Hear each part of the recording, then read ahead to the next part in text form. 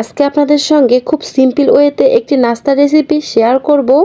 এটা অল্প সময়ের মধ্যে যে কেউ বানিয়ে নিতে পারবে আর খেতেও অনেক বেশি মজা। চলুন তাহলে রেসিপিতে চলে যাওয়া যাক।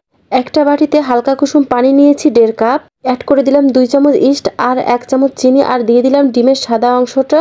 এখন অ্যাড করে দিব 1.5 চামচের মতো তেল, দিয়ে সবগুলো উপকরণ একটু নেড়ে নিব। তারপর অ্যাড করে দিব 2 কাপ ময়দা। আপনারা চাইলে ময়দার পরিবর্তে আটাও ইউজ করতে পারেন, এতে কোনো সমস্যা নেই। আর একটা কথা, যারা ইস্টের গন্ধ নিতে পারেন না তারা চাইলে এটা স্কিপ করতে পারেন। আমার ডোটা মেথে নেওয়া হয়ে গেছে, এখন আমি এটা এক সাইডে রেখে দিব। চুলায় একটি প্যান বসিয়ে দিয়েছি, তাতে সামান্য একটু তেল দিয়ে দিয়েছি। এখন দিয়ে দিলাম 1 কাপ চিকেন, আমি বুকের মাংসটা নিয়ে নিয়েছি। এখন অ্যাড করে দেবো 1/2 চামচ রসুন বাটা, 1/2 চামচ আদা বাটা, 1/2 চামচ হলুদের গুঁড়ো, 1/2 চামচ মরিচের গুঁড়ো আর দিয়ে দিব পরিমাণ মতো লবণ।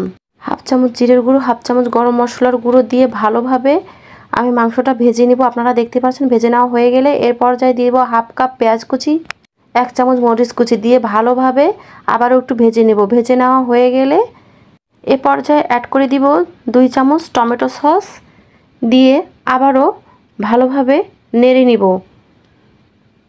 নেড়ে নেওয়া হয়ে গেলে আবারও অ্যাড করে দিলাম 1 চামচ সয়া সস দিয়ে আবারও ভালোভাবে ভেজে নেব। ভেজে নেওয়া হয়ে গেলে এটা আমি এখন নামিয়ে এক সাইডে রেখে দিব। এখন আটার ডোটা আমি মেথে নিব। একটা চপিং বোর্ডে আমি মেথে নিচ্ছি, আপনারা দেখতেই পাচ্ছেন। মেথে নেওয়া হয়ে গেলে এটা এখন আমি কয়েকটা লেচি কেটে নিয়েছি, আপনারা দেখতেই পাচ্ছেন। এখন আমি একটা স্টিলের পাত্রে তেল ব্রাশ করে নিলাম। তারপর লেচিটা আমি টেনে, ঠিক এটা দেখে বুঝে নিতে হবে, টেনে নেওয়ার পর মাঝখানে যে চিকেনটা করেছিলাম সেটা দিয়ে মুড়িয়ে দিলাম। আপনাদের সুবিধার ক্ষেত্রে আমি আরও একটা করে দেখাচ্ছি। এটা কোনো বেলাবেলির কোনো প্রয়োজন নেই, শুধু এভাবে দিয়ে দিলেই হয়ে যাবে। একই প্রসেসে আমি সবগুলো করে নিয়েছি। এখন এটার কালারটা যেন একটু ভালো আসে, এই কারণে এর উপরে আমি ডিমের কুসুম ব্রাশ করে নিলাম।